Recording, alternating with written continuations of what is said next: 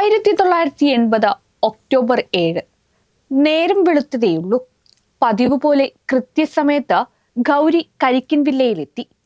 കുവൈറ്റിൽ നിന്നും നാട്ടിലെത്തി കരിക്കിൻ വില്ലയിൽ റിട്ടയർമെന്റ് ജീവിതം നയിക്കുന്ന 64-കാരൻ KC ജോർജും ഭാര്യ 56 വയസ്സുകാരി റേച്ചൽ ജോർജിന്റെയും സഹായിയാണ് ഗൗരി. എല്ലാ ദിവസവും ഗൗരി എത്തുമ്പോഴേക്കും റേച്ചലും ജോർജും ഉണർന്നിട്ടുണ്ടാകും. പക്ഷേ അന്ന് പതിവില്ലാതെ വാതിലടച്ചിട്ടിരിക്കുകയാണ്. ഏറെ നേരം വാതിലിൽ മുട്ടിയെങ്കിലും ആരും വാതിൽ തുറന്നില്ല. റേച്ചലിനെയും ജോർജിനെയും മാറി മാറി വിളിച്ചു. അനക്കമൊന്നുമില്ല. ഒടുവിൽ ഗൗരി വീടിന് മുന്നിലെത്തി. അവിടെ പാതി തുറന്നു കിടന്ന ജനലിലൂടെ കണ്ടത് ഞെട്ടിക്കുന്ന കാഴ്ചയായിരുന്നു. തറയിൽ രക്തത്തിൽ കുളിച്ച് ജോർജും റേച്ചലും.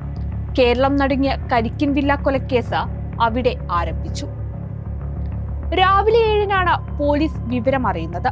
ചെങ്ങന്നൂർ സബ് ഡിവിഷനിലെ അസിസ്റ്റന്റ് പോലീസ് സൂപ്രണ്ട് സിബി മാത്യൂസിന്റെ നേതൃത്വത്തിൽ പോലീസ് സംഘം സംഭവ സ്ഥലത്തേക്ക് കുതിച്ചു. കത്തികൊണ്ടുള്ള ആഴത്തിലുള്ള കുത്തേറ്റ് ഇരുവരും രക്തത്തിൽ കുളിച്ച് കിടക്കുന്ന ഭീകരമായ കാഴ്ചയാണ് പോലീസിനെ വരവേറ്റത്. മേശപ്പുറത്ത് 4 ചായക്കപ്പുകൾ, റേച്ചലിന്റെ ആഭരണങ്ങൾ, ജോർജിന്റെ വിലയേറിയ റോളക്സ് വാച്ച്, ടേപ്പ് റെക്കോർഡർ, പണം ഇവയെല്ലാം അപഹരിക്കപ്പെട്ടിട്ടുണ്ട്. ക്രൈം സീനിൽ നിന്നും തന്നെ തലേ ദിവസം രാത്രിയാണ് കൊലപാതകമുണ്ടായതെന്ന് അന്വേഷണ സംഘത്തിന് ബോധ്യമായി. പ്രൊഫഷണൽ കില്ലറാണ് സംഭവത്തിന് പിന്നിലെന്ന പോലീസ് നിഗമനത്തെ അന്വേഷണ തലവൻ സിബി മാത്യൂസ് തിരുത്തി. ആഡംബരപ്രിയരായ 4 യുവാക്കളാണ് കൊലയ്ക്ക് പിന്നിലെന്ന് അദ്ദേഹം തറപ്പിച്ചു പറഞ്ഞു. വീടിനുള്ളിൽ നിന്നും കണ്ടെടുത്ത രക്തം പുരണ്ട കടലാസുകളിൽ പതിഞ്ഞ ഷൂസിന്റെ ഫുട് പ്രിന്റുകൾ കേന്ദ്രീകരിച്ച് അന്വേഷണം മുന്നോട്ടു പോയി. കേരളത്തിന് അത്ര പരിചിതമില്ലാത്ത പുതിയ ഡിസൈനിലുള്ള ഷൂസിന്റെ ഫുട് പ്രിന്റുകൾ പിന്തുടർന്നുള്ള അന്വേഷണം അതാണ് സിബി മാത്യൂസിന്റെ നിഗമനത്തെ ശരിവയ്ക്കും തരത്തിൽ ആഡംബരപ്രിയരായ പ്രതികളിലേക്ക് പോലീസിനെ എത്തിച്ചത്. ഒപ്പം കരിക്കിൻ വില്ലയിലെ സഹായി ഗൗരിയുടെ മൊഴിയും കേസ് തെളിയിക്കാൻ പോലീസിന് സഹായകമായി. കൊലപാതകം നടന്ന ദിവസം വൈകിട്ട് 4 ചെറുപ്പക്കാർ കാറിൽ വന്നെന്നും അവർക്ക് താൻ ചായ ഉണ്ടാക്കിയതായും ഗൗരി പറഞ്ഞു.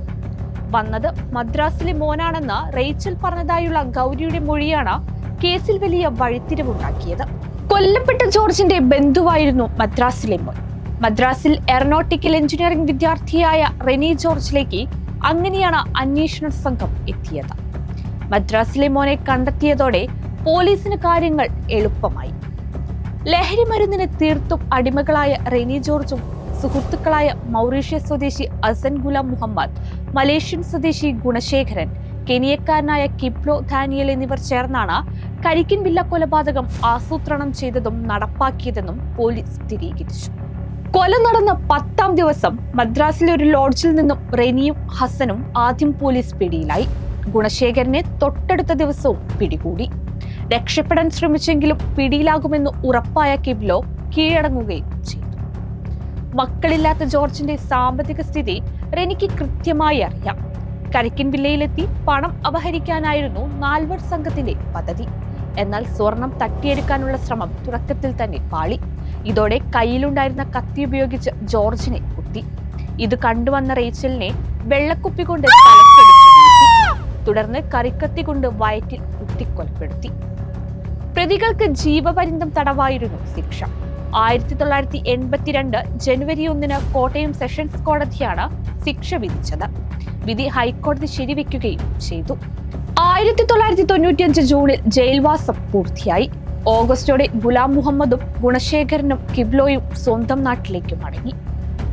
ജയിലിലും സുലഭമായി മയക്കുമരുന്ന് ലഭിച്ചതോടെ റെനിക്ക് യാതൊരു പശ്ചാത്താപവും ഉണ്ടായിരുന്നില്ല.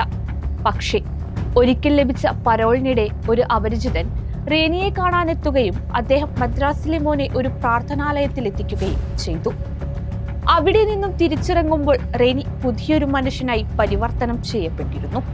പരോളിന് ശേഷം ജയിലിൽ മടങ്ങിയെത്തിയ റെനിയിലെ പുതിയ മനുഷ്യൻ കൂട്ടുകാരെയും അതിശയിപ്പിച്ചു.